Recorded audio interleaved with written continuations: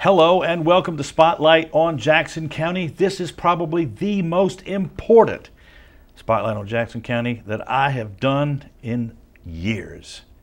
Joining me in the studio, and it is absolutely an honor and a privilege to have this man next to me on the set, is a man that I'll call friend, a man that we desperately need in Washington, D.C. again.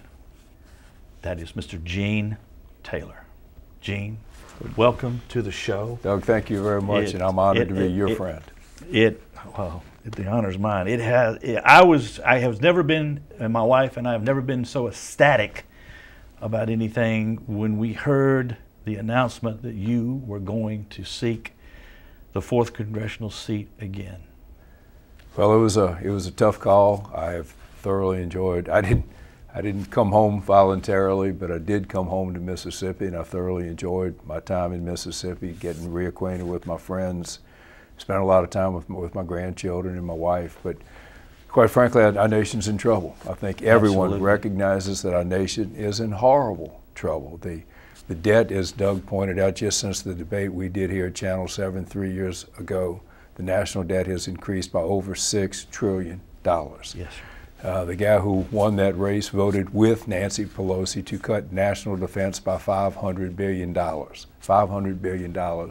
And then he can't understand why the Air Force is taking a wing from Keesler Air Force Base, why the contracts are slow in coming to Huntington Ingalls, and why he turned around and voted to cut veterans' COLAs, raise everyone's flood insurance rates by 54% over the next 3 years. So nationally, the nation's in trouble. Locally, our economy is in trouble. There are a lot of things that need doing. It's not happening in Washington.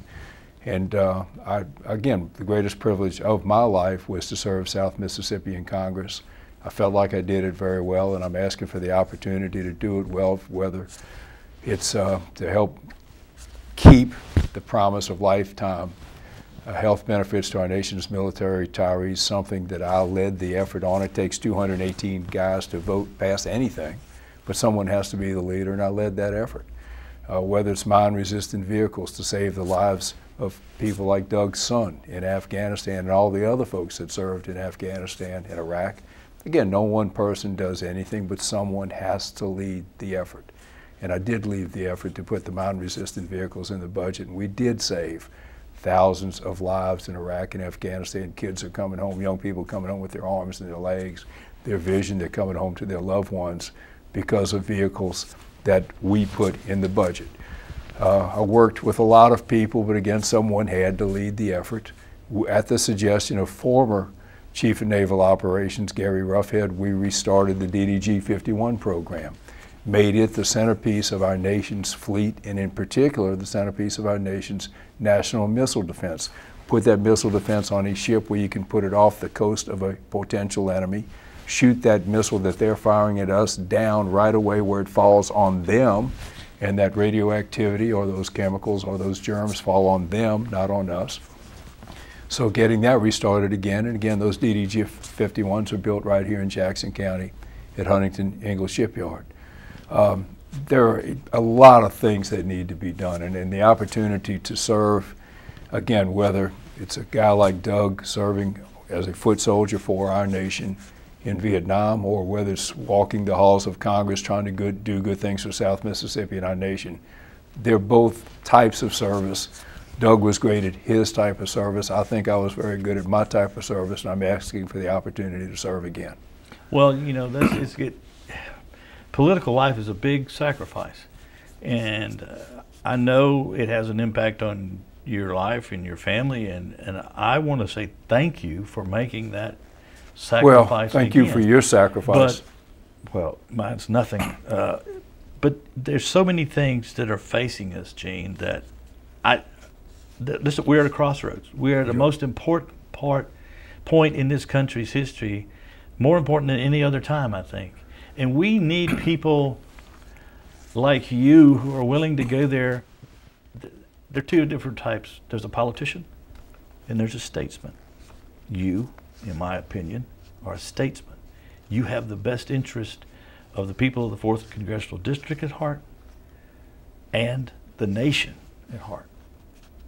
You're not just a politician. You're going there for reasons, and I appreciate that.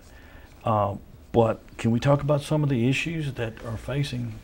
Well, we talked about the deficit. You know, there has, when I sought this job in this studio, maybe 23 or 4 years ago, I told people that I was asking for the opportunity to be South Mississippi's voice in Washington because I believed in a nation that respects all human life, including the unborn, a nation that respects its veterans and its senior citizens, the generations that made this nation great, a nation that protects your Second Amendment rights, a nation that is not afraid to say, "In God we trust." I mean, all of these things were important then. All of these things are important now. A lot of those things are threatened now by this administration. I voted against Obamacare and was the first one to sign on the petition that said, you know, let's try to repeal it. It has been a disaster. I warned of it. I kept telling people, why are you voting for a bill that you haven't even read? You don't understand the implications of it. And yet Congress passed it, and so I want to go up there and repeal it. There are some things that I would like to see. I would like to see those parents who choose to be able to keep their children on their insurance, if they want to, until they're 26. Just because the economy is so bad, there are a lot of young people between the ages of 21 and 25 just having a hard time getting started. If we can help them, if their parents want to help them, let's let them help them. There are people with pre-existing conditions. My own daughter, as a college kid, out camping, got bit by a deer tick, developed Lyme disease, a very, very, very bad disease. Because of that pre-existing condition, she was one of those 21-year-olds who could not get insurance. I'd like to be able to help her and other young people who are in that boat. And we have to, again, keeping in mind that a nation is $17 trillion in debt, we want to fulfill the promises that we have made to our seniors. We want to fulfill the promises that we have made to our military retirees. But we have to do it in a way that is fair to the taxpayers. And one of the ways that we can do that that's fair to the taxpayers is a greater use of generic drugs. People pay an incredible premium for the drug when they get the brand name. But when it's a few years older, when that patent has expired, they can save about 90% by going with a generic drug. We as a nation need to save that 90% while we're fulfilling those promises to our seniors, while we're fulfilling those promises to our military retirees.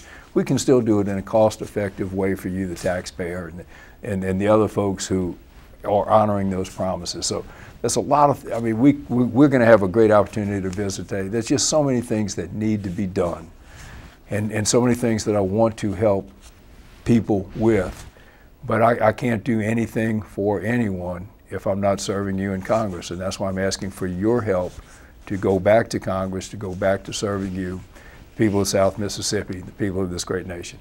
You know, Gene, we've got an assault on the coal industry by the current administration. We have more coal under the ground than Saudi Arabia has oil. There are ways to burn that coal efficiently. Right now we're sitting in this studio and the lights are on because there are 2 power generating facilities here on the coast. And guess what they're fired by? Coal. Right. If that's taken away, then we may not be having this TV program. Well, no XL pipeline. I cannot for the life of me figure that out. I don't know what's preventing that. That would create automatic jobs. Right now we're moving the oil, but we're moving it by rail, which is more dangerous than a pipeline could ever be. Right. No, and particularly Jackson County, you touched on it, Doug. We do have 2 coal-fired plants here in South Mississippi. Actually 3 if you include the one outside of Hattiesburg. In addition to that, the refinery here in Jackson County is a national treasure, a national asset, but it also employs a heck of a lot of people. About 700 ships a year either bring product, crude in, or finished product out of that refinery.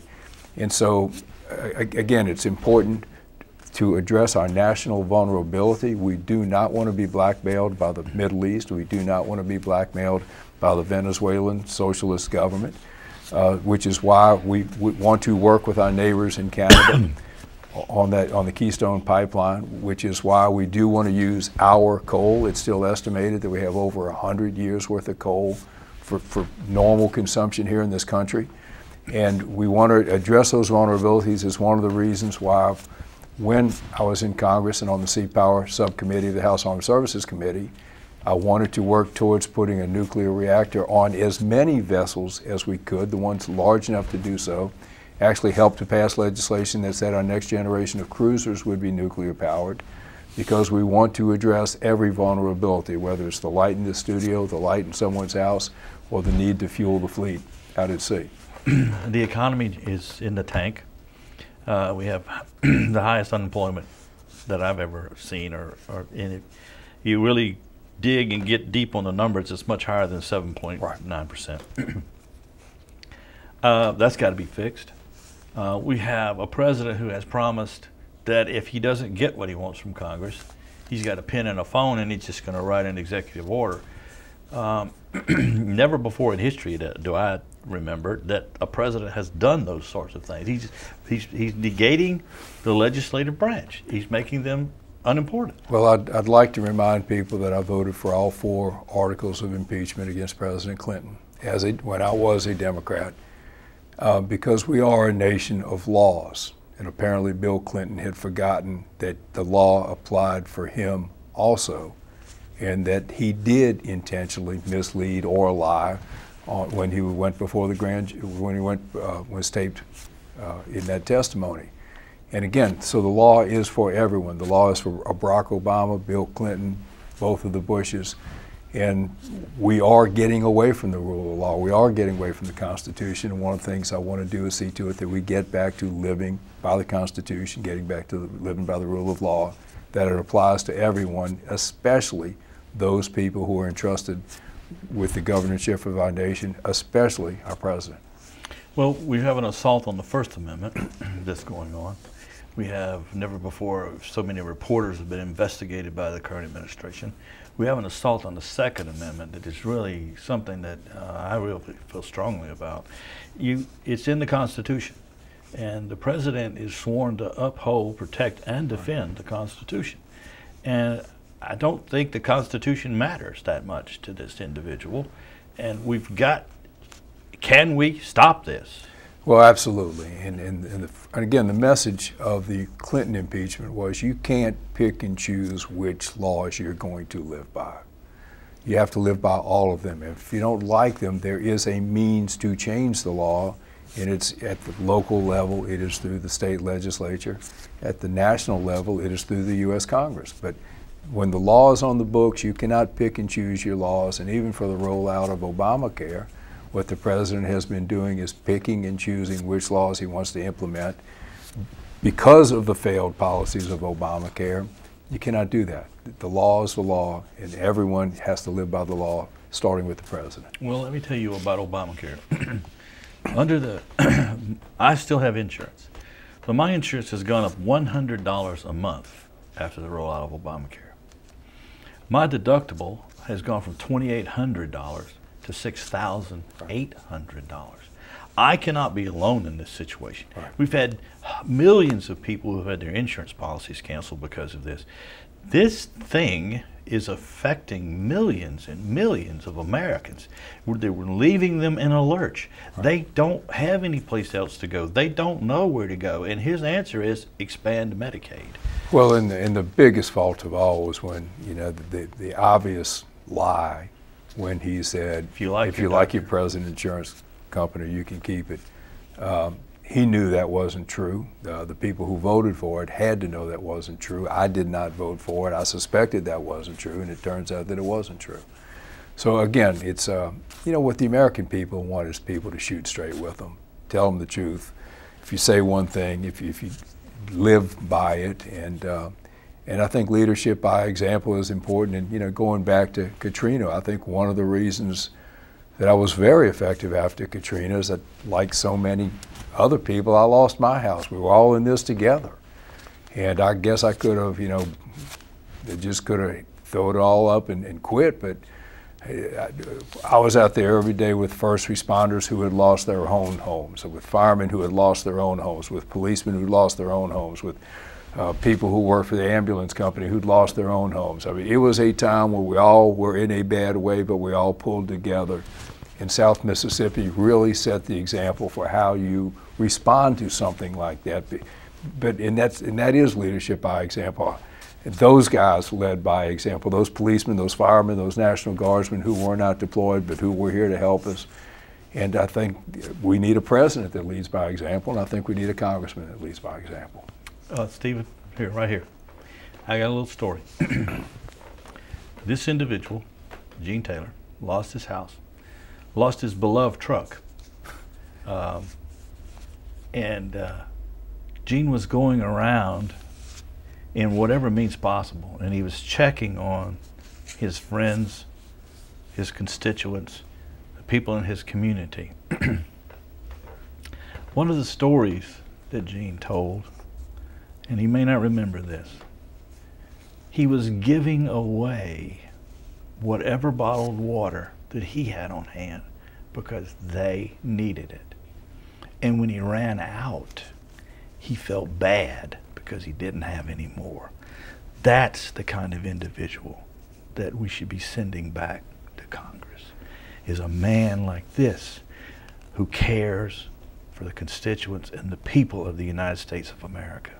Well, it was it was a horrible time. In some ways, it was absolutely the best of time. I vividly remember a Chinook unit, I guess out of Meridian, flying down to Stennis Airport, and they had gathered up all the water that they could put on pallets and brought it down. And I vividly remember handing the guy my business card and on the back saying, "Could you find us a 5 kW generator, this much 10-3 wire, so that they could get the airport up and running?" But again, there were so many heroes, and the heroes started locally with the first responders. Many of them did not have a house to go home to. I was happy to, they had their skill set to bring to the equation. My skill set was a little bit different. I'm not a fireman, I'm not a policeman, I'm not an emergency medical technician. But when they said, "Can you get us some additional people?" my skill set was to pick up the phone and to get General Blum, the then director of the National Guard Bureau, on the phone. And General, please keep in mind that the Mississippi Guard is in Iraq. There's about 12,000 of them normally, over 6,000 of them in Iraq. We need some help. Can you get us units from other parts of the country? Within a week he had done that, and we had something in the neighborhood of 40,000 National Guardsmen from all over the country down here helping us. Second call, and again it's a little fuzzy, but there was only one working satellite phone in Hancock County. The head of the American Medical Response, Mr. Delahousie, said, "Look, can you find us some field hospitals? Because it sure looks like most, if not all, of our hospitals have gone underwater." And so again, I was able to get Admiral Mullen on the phone. He was the Chief of Naval Operations at the time. "Admiral, this is our problem. Mr. Delahousie's brought it to my attention. What can you do to help?" And, gee, I don't know, Gene. We have 2 wars going on. We're pretty stretched on those kind of things, but I'll get back to you. And sure enough, within about 20 minutes, Admiral Mullen calls back and says, "Okay, we have no field hospitals, but I will be sending the hospital ship Comfort to Pascagoula. I will be sending an amphibious assault ship, the Baton, which was built right down the road at Huntington Ingalls. I'll be putting it off of Ship Island, and we'll fly radios by helicopter to your hospitals. And should they need help, we'll be in a position to send a helicopter out, pick those people up, and take them out to the amphibious assault ship." So a lot of people chipping in. Again, the first responders use their skill sets. The firemen use their skill sets. God bless the guys who were recovering bodies. We're using the dogs that were necessary to use their skill sets. And the skill set that I was able to bring to the table because of my 15 years on the House Armed Services Committee was the knowledge of which branches of government can do what, who can order that around. And the credibility I had built with people like General Blum and Admiral Mullen helped make those things happen. And there were no studies, there was no legislation. It was just a friend calling a knowledgeable friend and saying, "Can you help us?" And they did help us. Speaking of the military, we are talking about some dangerous, Right. in my opinion, levels that they're going to cut the military to. We're actually going to reduce our military force to a smaller force than that it existed prior to December the 7th, 1941. Now, I believe had the United States been stronger on that date, that would live in infamy, maybe the Japanese would not have attacked us. Is it not your opinion, Gene, that we maintain peace through strength in our military and not being weak? Absolutely. And again, with sequestration that Stephen Palazzo voted for, over half of the cuts called for in the Budget Control Act that he and Nancy Pelosi voted for will come from the United States military. And this is coming from the chairman of the House Armed Services, Buck McKeon. Those cuts that Stephen Palazzo voted for will lead to the smallest Army since World War I, the smallest Navy since prior to World War II. You can already see where the Air Force is trying to take one of only 2 wings at Keesler Air Force Base. They've now tried 3 different bases to take them away, but the Air Force is fully intent on taking those wings away. And think about it, Doug, how do you justify having a base that pumps about $1 billion into the local economy? How do you justify having an air base if the airplanes are gone? It threatens the entire base. It threatens Keesler Hospital. It threatens that $1 billion impact on the South Mississippi economy. So yes, we need to balance the budget, but we need to set national priorities. And just before his inauguration, someone asked Ronald Reagan a real tough question. You said you're for reducing the deficit, and you also said you're for increasing the military. What if one comes at the conflict of the other?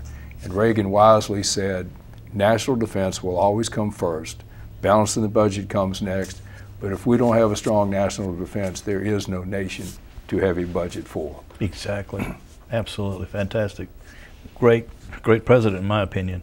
Not only is this going to affect our standing in the world, and at no time can I remember, even during the Cold War, when the world was such a volatile place. And the stuff that's going on in Russia now, the Russians are thumbing their nose at us because they know that we're going to do nothing.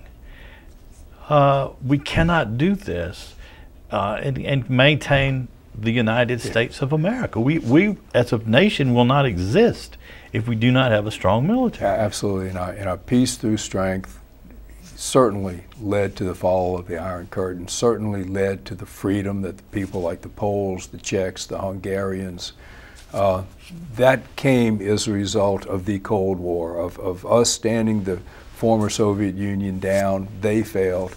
And I would like to think that the march towards representative government, towards democracies, won't ever go back. But there are thugs in the world. There are thugs in the world like Putin who want to continue to have totalitarian rule, and we have to be, through the strength of our military, prepared to stand up to him or the communist Chinese should the need, which I actually think is an even bigger threat. And as we saw in 9/11, there are threats that sometimes we just don't see coming, but we as a nation have to be prepared to defend ourselves from and be in a position to respond to. Let's switch gears here. I never was in favor of, and I'm still not in favor of, something called the North American Free Trade Agreement. There are people out there that are saying, and I've just heard it publicly on the radio, that because of that, NAFTA has brought jobs to Mississippi. I can't use the word that I would like to answer that, but I can't either. It's not true. You can't compete. You can't have a garment factory in Mississippi that's making garments, and then someone across the border in Mexico is paying their laborers who are sewing the garments together 50 cents an hour. You can't do that because there are rules and there are regulations that these businesses must follow, and the current administration keeps putting more rules, more regulation on businesses. They're stifling business. So NAFTA, in my opinion, was a disaster. Doug, just a few blocks from where we are sitting here about the Jackson County Fairgrounds, just a few blocks north of us, there was a garment plant. It employed hundreds of people. It was most assuredly a victim of NAFTA. A while later, another gentleman by the name of Tillison converted it to be a rubber glove factory for like surgical type gloves. again, invested a lot of his money, employed a lot of people, but it's just impossible to pay American wages, live by the pollution laws, live by well-intended laws to protect the workers, to protect our environment, and then try to compete with 30, 40, 50 cents an hour in China or someplace in the third world like Bangladesh. What we're seeing here in Pascagoula occurred up in Lucedale, where there used to be a garment plant. It's gone. And Pass Christian had 2 or 3 garment plants. They're gone. Long Beach had a garment plant. Over in Gulfport in Ocean Springs, the Swingster company made ball caps and jackets. They're gone. And so again, when I'm talking specifics, they're talking generalities that has been good for Mississippi. I can take you to almost any small town in South Mississippi and show you where the manufacturing facility was that is now closed, and those people are out of work or had to go find something that wasn't as lucrative for them because of NAFTA. And every administration, I regret to say, that I served with has been forth for these free trade deals, but those guys were millionaires before they got in office. They were millionaires after they leave office. They don't understand what it's like to live in Moss Point or Pascagoula or Gautier or Hurley or Wade.